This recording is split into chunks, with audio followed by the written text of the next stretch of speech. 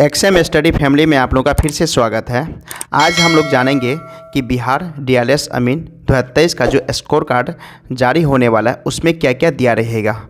और यह score card जो है ना, जो अभी मैं आप लोगों को स्क्रीन पे दिखा रहा हूँ, ये ऑफिशियल स्कोर कार्ड है। ये अमीन का 2019 में जो स्कोर कार्ड आया था बीसीसी के द्वारा, वही स्कोर कार्ड दिखाने जा रहा हूँ। और इसमें क्या क्या दिया रहेगा, हर एक चीज़ मैं आप लोग को पूरी जानकारी दूंगा।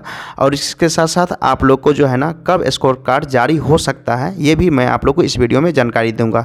बिहार एलआरसी अमीन से रिलेटेड जितना भी इन्फॉर्मेशन होता है, सबसे पहले और सबसे सटीक इन्फॉर्मेशन मिलता है। और इसके बाद आप लोग को इस चैनल पे बीटीएससी जेईई का जो है ना कोर्स लॉन्च होने वाला है, और उसका भी आप लोग को फ्री ऑफ कॉस्ट यूट्यूब पे आप लोग को पढ़ाया जाएगा। चलिए इस वीडियो को शुरू करते हैं। क्या दिया गया है, देखिए, जो बिहार बीसीसी के द्वारा जो आप लोग को स्कोर कार्ड जारी किया गया था, ये आप लोग को department of revenue and land reforms अमीन के, देखिए 2019 का दिया गया है। और ये राजस्व एवं भूमि सुधार विभाग अमीन 2019 जो 1767 पोस्ट के लिए आया हुआ था 12th लेवल के लिए, और उसका एग्ज़ाम हुआ था। और एग्ज़ाम होने के बाद जो आप लोग को 75 नंबर का एग्ज़ाम था, और उसमें से स्कोर कार्ड जनरेट किया गया था। उसका जो है ना, आप लोग को नॉर्मलाइजेशन स्कोर भी दिया गया है। तो चलिए इसमें दिया है। सबसे पहले आप लोग को जो है ना, स्कोर कार्ड में क्या रेखा, देखिए CBT score card of department revenue and land reform अमीन, ठीक है। पहला तो आप लोग का जो लिखा रहेगा रजिस्ट्रेशन नंबर लिखा रहेगा, क्योंकि यहाँ पे आप लोग जो भी रजिस्ट्रेशन नंबर रहेगा वो लिखा रहेगा। दूसरा जो आपका नाम रहेगा वो लिखा रहेगा। तीसरा फादर्स नेम हो वो लिखा है। चौथा आप लोग का क्या रहेगा, मदर्स नेम, जो मम्मी का नाम हो वो लिखा है। और उसके बाद आप जिस कैटेगरी से बिलोंग करते हैं वो कैटेगरी, देखिए इसमें अनरिजर्व है, कहने का मतलब ये यूआर कैटेगरी से अगर जो है ना ओबीसी, एससी, एसटी, जो भी आप कैटेगरी से अगर बिलोंग कर रहे हैं, या ईडब्ल्यूएस, हर एक कैटेगरी यहाँ पे लिखा रहेगा। तीसरा किस जेंडर से है वो लिखा रहेगा। चौथा डेट ऑफ बर्थ आपका लिखा रहेगा यहाँ पे। पांचवा देखिए क्या लिखा रहा है, marks obtained in section A. देखिए आप लोग का भी जो एग्ज़ाम हुआ है, 2 एग्ज़ाम हुआ है, एक सेक्शन ए में है आप लोग का, और दूसरा सेक्शन बी है। सेक्शन ए में जो आप लोग को 75 क्वेश्चन था, और सेक्शन बी में 25 क्वेश्चन था। बट यहाँ पे जो है ना, सेक्शन ए और सेक्शन बी में टोटल क्वेश्चन था, टोटल ओवरऑल ए और बी मिला करके 75 क्वेश्चन था, और उसके अनुसार इसमें दिया गया था। तो सेक्शन ए में देखिए कितना मार्क्स ऑब्टेन्ड हुआ ये भी बताया गया। तो यहाँ पे 27 मार्क्स ऑब्टेन्ड हुआ है। ये आप लोग को मार्क्स ऑब्टेन्ड जो है ना, सेक्शन बी में 24 मार्क्स ऑब्टेन्ड हुआ है। ये आप लोग को टोटल जो है ना, आउट ऑफ कितना है, तो 75 क्वेश्चन में है। ये दोनों मिला करके क्या था, आप लोग को 75 क्वेश्चन पूछा गया था। सेक्शन ए में कुछ क्वेश्चन होगा, सेक्शन बी में भी कुछ क्वेश्चन होगा, इसमें मुझे नहीं पता। बट आप लोग को 75 क्वेश्चन ओवरऑल क्वेश्चन पूछा गया था। 25 क्वेश्चन जो था ना, आप लोग को एक्सपीरियंस बेस पे नंबर था। अब देखिए जो भी स्टूडेंट, देखिए रो मार्क्स यहाँ नहीं लिखा रहेगा। बहुत से स्टूडेंट बोला था सर रो मार्क्स भी लिखा है, और उसके बाद नॉर्मलाइजेशन मार्क भी लिखा है। यहाँ स्पष्ट रूप से सिर्फ जो है ना, सीबीटी नॉर्मलाइज, जो भी नॉर्मलाइज करके स्कोर आया ना, सिर्फ वही स्कोर लिखा रहेगा। कहने का मतलब डायरेक्ट आप लोग का जो भी स्कोर कार्ड में है ना, सिर्फ नॉर्मलाइज जो स्कोर रहेगा वही लिखा रहेगा। रो मार्क्स आप लोग का नहीं रहेगा। भले आपको जितना भी रो मार्क्स आ रहा होगा आंसर की के अनुसार, हो सकता है आपका टफ अगर सेशन होगा तो उसमें आप लोग को ज़्यादा नंबर बढ़ जाएगा, ईजी रहेगा तो कुछ नंबर घट भी सकता है। तो यहाँ पे देखिए कितना है, 52.7965 है।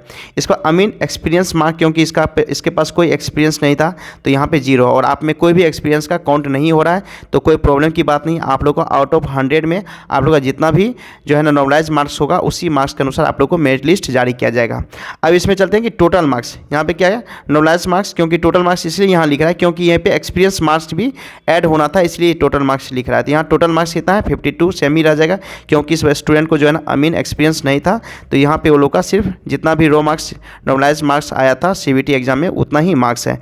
स्टेटस देखिए क्या लिखा है, क्वालिफाइड। आप लोग को भी इसी तरह से क्वालिफाइड लिखा रहेगा कि क्या स्टेटस है। अब चलते हैं इसके बाद आप लोग को क्या, department of revenue and land reform अमीन 2019 कैटेगरी वाइज रैंक। यहाँ देखिए कैटेगरी वाइज रैंक भी दिया रहेगा, स्पष्ट रूप से लिख दिया गया कि जिस कैटेगरी में रहिएगा उस कैटेगरी का रैंक भी लिखा रहेगा। कैटेगरी देखिए क्या दिया है, यहाँ रैंक भी लिखा है। कैटेगरी अनरिजर्व, ये जिस कैटेगरी का है वो कैटेगरी का अनरिजर्व है, तो अनरिजर्व का रैंक लिखा है। उसके साथ साथ अगर आप बीसी, ईबीसी, एससी, एसटी या ईडब्ल्यूएस अगर रहिएगा तो आप लोग का ये रैंक लिखा रहेगा।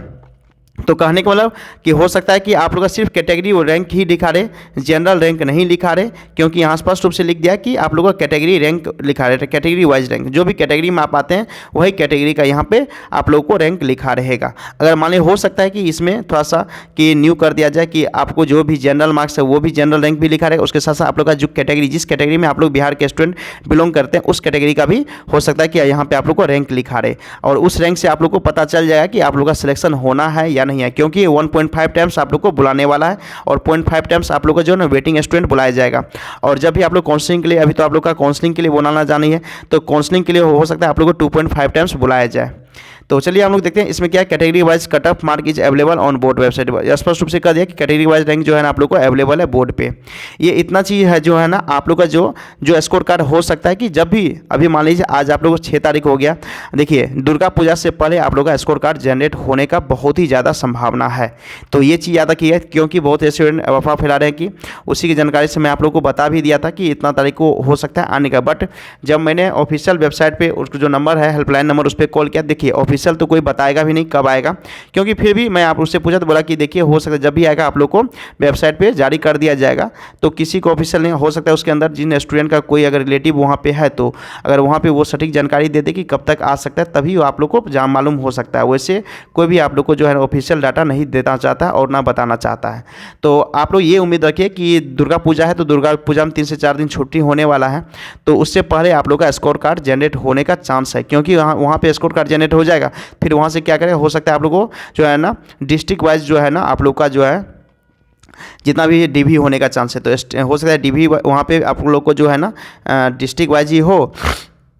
तो जितना भी स्टूडेंट है आप लोग अच्छे से प्रिपरेशन कर लीजिए, क्योंकि आप लोग का जो भी होगा वो डिस्ट्रिक्ट वाइज ही आप लोग का वहाँ पे कराया जाएगा। क्योंकि हुज अमाउंट होगा अप्रोक्स कितना, अगर 2 टाइम्स भी लेता है तो 16,000 स्टूडेंट का जो है ना आप लोग को डीवी कराना है तो काउंसलिंग के लिए। तो इसलिए हो सकता है डिस्ट्रिक्ट वाइज वहाँ पे आप लोग को काउंसलिंग कराया जाएगा।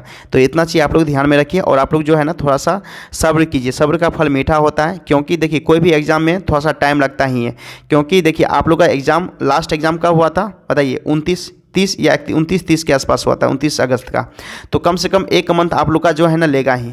अब अक्टूबर 1 से 1.5 मंथ लेगा, तो कहने का मतलब 29 हो गया तो सितंबर आसपास हो गया, तो अक्टूबर का हो सकता है 15 या 20 तक आप लोग का देने का ज़्यादा चांस रहेगा।